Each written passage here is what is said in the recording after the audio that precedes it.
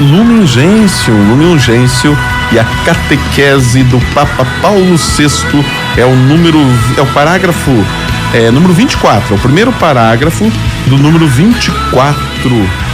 É isso aí, né? Já tá preparado aí? O ministério dos bispos, ainda nós vamos. Todo esse capítulo praticamente é sobre a questão da hierarquia da igreja e destaca muito a questão dos bispos. Logo nós vamos falar também dos presbíteros e dos diáconos. E aí no capítulo 4 é sobre os leigos, aí vai ficar mais divertido. Vamos lá, o ministério dos bispos. É que assim, gente, não é que é pra falar, o padre falou que é divertido porque vai falar dos leigos, vai falar de nós. Não, é que dos bispos é o ministério deles, o trabalho deles. É interessante nós conhecermos também, mas é direcionado para os bispos. Quantos bispos estão ouvindo o programa do padre agora? Talvez nenhum, mas tem vários leigos, nesse sentido que eu quis dizer. Vamos lá então, é o número 24, o ministério dos bispos. Então diz assim o Papa Paulo VI: os bispos, como sucessores dos apóstolos, recebem do Senhor, a quem foi dado todo o poder no céu e na terra, a missão de ensinar todas as gentes e de pregar o evangelho a toda criatura. Já vou abrir um parênteses aqui. Veja quantas vezes, se nós tivéssemos marcado, acabamos não marcando, né?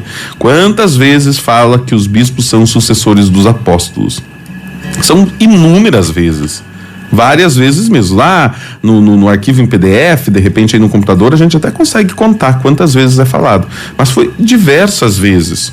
Os bispos como sucessores dos apóstolos. Qual é a missão? Foi dado para eles o poder no céu e na terra, a missão de, primeiro, ensinar. Eles são professores, são mestres. Eles ensinam. Aquele que ensina é um ministério dos bispos. Também de pregar o evangelho. Ensinar, pregar. Para quê?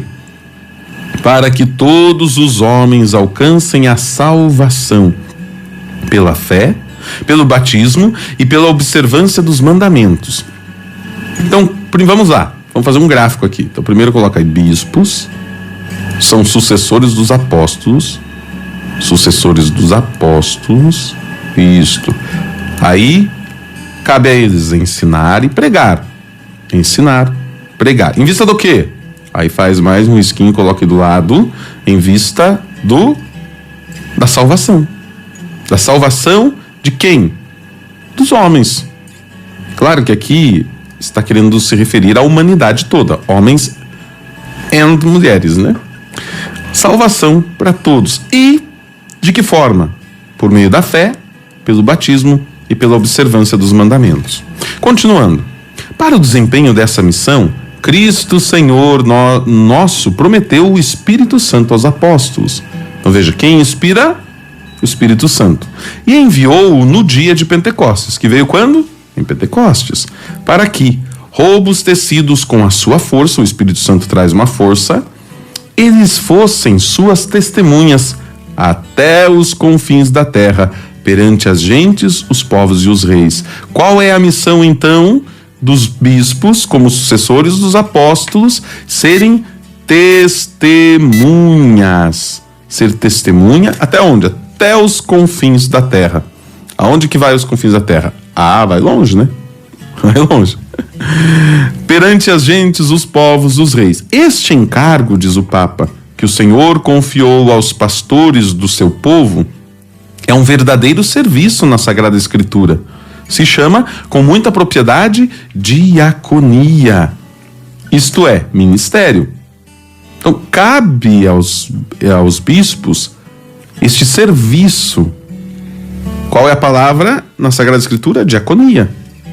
Vamos mais um parágrafo, ainda no número 24, e aí nós encerramos o número 24 hoje, amanhã nós já vamos para o 25, aí nós já vamos dando uma adiantada, né? Quarta-feira não tem programa, quarta-feira é a missa, feriado municipal, e temos a missa em honra à nossa padroeira.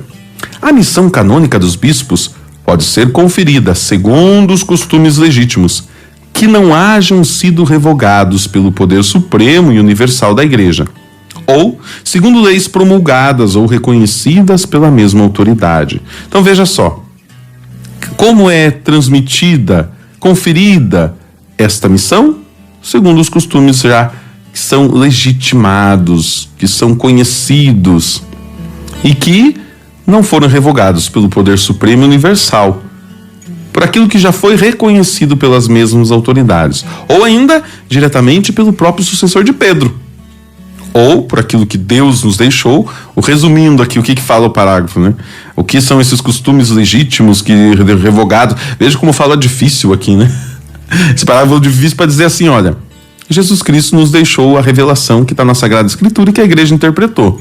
Isso é a lei promulgada e reconhecida por essa autoridade, ou pelo próprio sucessor de Pedro. E nenhum bispo pode ser elevado a tal ofício se o Papa lhe recusa ou nega a comunhão apostólica. Então só pode se tornar bispo aquele que é escolhido e elevado pelo Papa. Tem muita gente por aí com o nome de bispo. Tem muita gente por aí. Eu sou bispo fulano de tal, da igreja fulano, da igreja tal. Bom, Papa Paulo VI está dizendo aqui que ninguém é bispo se o Papa não reconhecer. Então temos uns bispos que não são bispos. Por quê? Porque não foram reconhecidos pela autoridade competente, que no caso é o Papa. É o Papa quem vai reconhecer.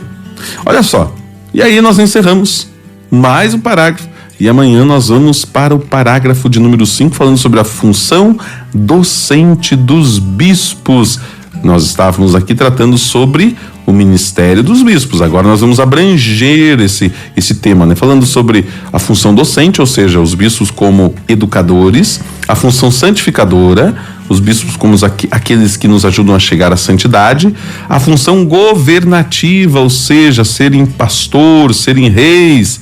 E aí, depois então dessas três funções, vamos lá novamente: função docente, ou seja, ensinar; função santificadora, santificar; e função governativa, governar ou pastorear.